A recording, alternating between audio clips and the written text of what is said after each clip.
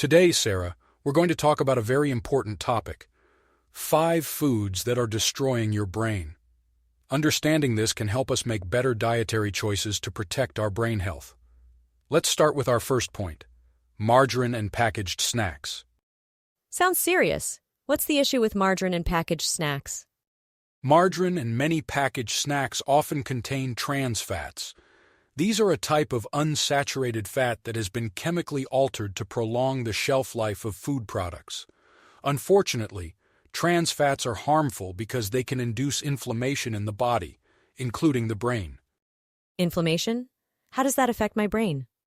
Great question, Sarah. When your brain is inflamed, it affects your neurons, which are the cells responsible for transmitting information throughout your brain and body. Chronic inflammation can lead to damage over time, impairing cognitive functions such as memory and learning. That's alarming. Are there any specific effects I should be aware of?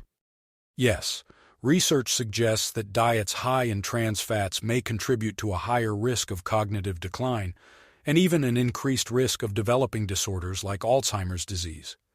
It's quite concerning because these are common ingredients in many popular snack foods. What can we do to avoid this and protect our brain health? To minimize these risks, it's advisable to reduce the intake of foods containing trans fats. This means reading labels carefully and choosing alternatives like snacks made with natural ingredients and healthier fats. Also, cooking with oils that are naturally low in trans fats, such as olive or avocado oil, can be a good practice. Got it. I'll be sure to check the labels more carefully from now on. Thank you for explaining that, Dr. Mike. You're welcome, Sarah. It's great to see you taking an interest in your health. Understanding these impacts can really make a difference in your dietary choices.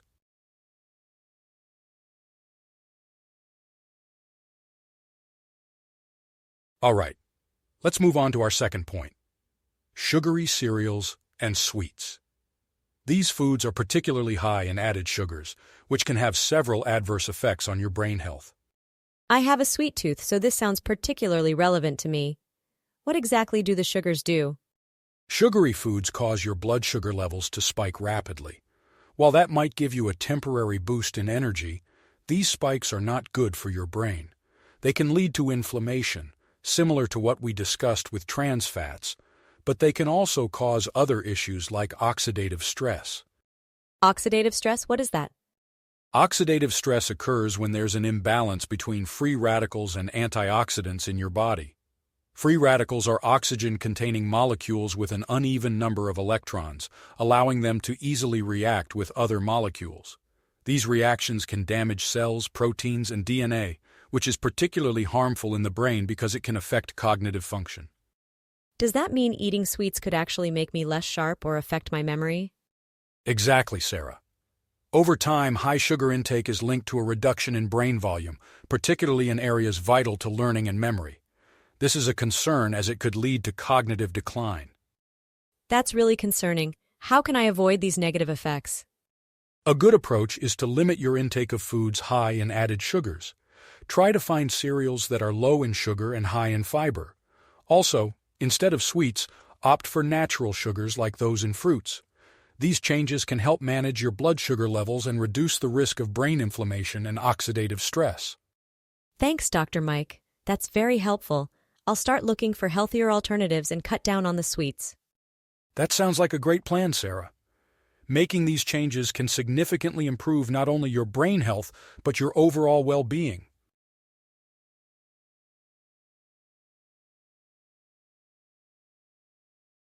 Now let's discuss our third point: diet sodas.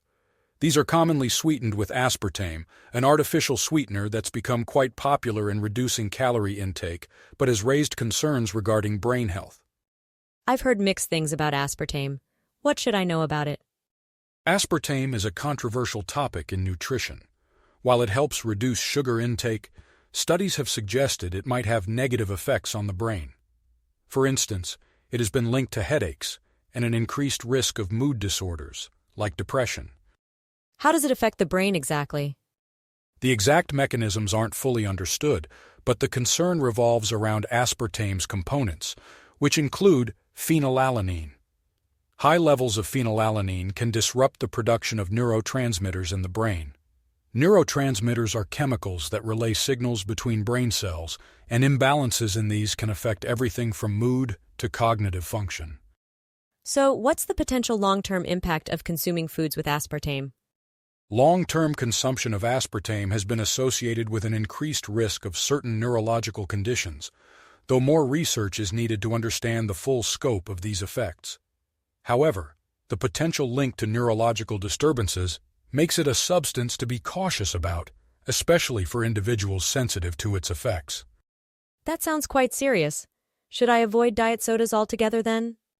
It might be wise, especially if you are sensitive to aspartame or notice any adverse effects after consuming it. Opting for beverages with natural sweeteners, or even better, choosing water or natural fruit juices can be healthier alternatives that reduce your exposure to artificial sweeteners. I'll consider making those changes. Thanks for the insight, Dr. Mike. You're welcome, Sarah. It's all about making informed choices to support your brain health and overall wellness.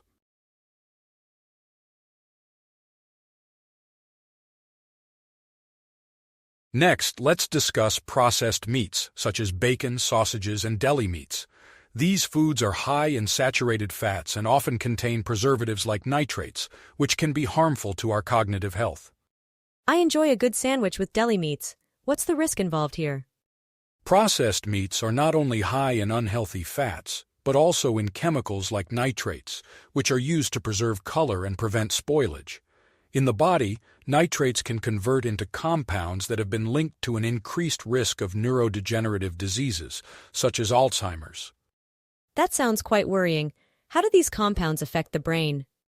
These compounds can lead to oxidative stress and inflammation, much like what we've discussed with other harmful foods. Over time, this can damage brain cells and lead to cognitive decline. Additionally, the high levels of saturated fats can affect the health of your blood vessels, including those that supply blood to your brain, which is crucial for maintaining optimal brain function. With these effects, should I stop eating processed meats altogether? Moderation is key, Sarah. While it's not necessary to eliminate these foods entirely, reducing your intake can be beneficial. Try to opt for leaner cuts of meat or alternative protein sources like fish, poultry, or plant-based proteins, which can be healthier for your brain and heart. I'll definitely think about cutting down and trying those healthier options. Thank you for the advice. Absolutely, Sarah. Exploring diverse and healthier options can be a rewarding part of maintaining a balanced diet and protecting your brain health.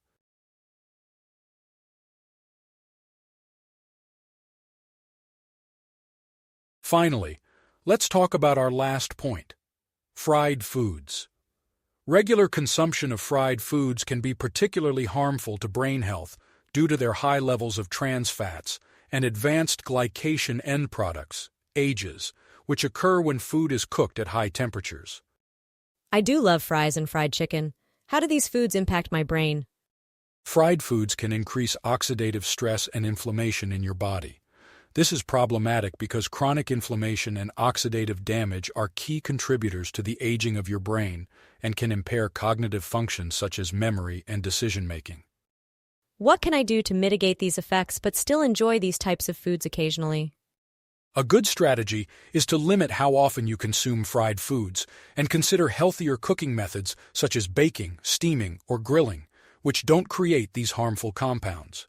Also, incorporating antioxidant-rich foods like fruits, vegetables, and nuts into your diet can help combat oxidative stress. That sounds doable. I'll try to mix things up with cooking methods and make sure I'm eating more antioxidants. That's a great approach, Sarah. Now, let's summarize what we've learned today. We've discussed how certain foods like margarine, sugary cereals, diet sodas, processed meats, and fried foods can negatively impact your brain health through mechanisms like inflammation, oxidative stress, and disrupting neurotransmitter levels. To protect and enhance your brain health, focus on reducing these foods in your diet and incorporating healthier alternatives like whole grains, fresh fruits and vegetables, and lean proteins. Also, keeping hydrated and choosing cooking methods that preserve nutritional value can make a significant difference. Thanks, Dr. Mike. This conversation has really opened my eyes to how my diet affects my brain. I'll start making these changes to ensure I'm taking care of my brain as well as my body.